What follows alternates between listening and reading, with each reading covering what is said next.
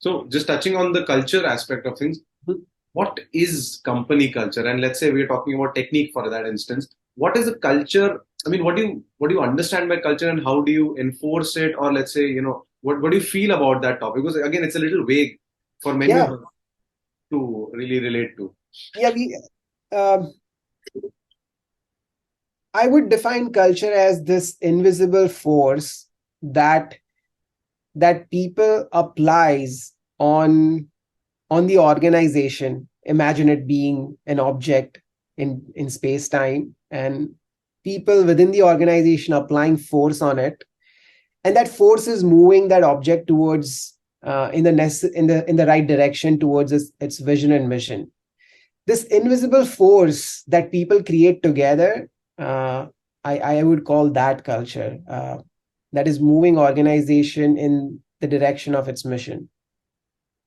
Interesting. This is the first time I'm probably visualizing it that way, but it does make a lot of sense, right? Ultimately, it's like all hands on deck.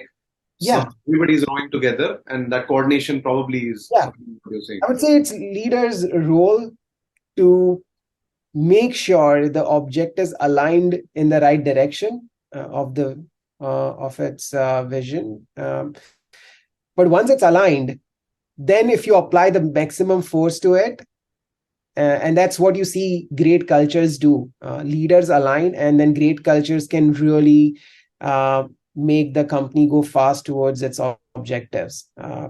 So it's a combination of those two things. You can, uh, if you don't have the right direction, the culture can still be great, but it's not going to give you the result, and it's not going to be sustainable because culture feeds on success as well. Mm. So you moving in the right direction is a feedback to that invisible force that you want stronger and stronger so you can go faster.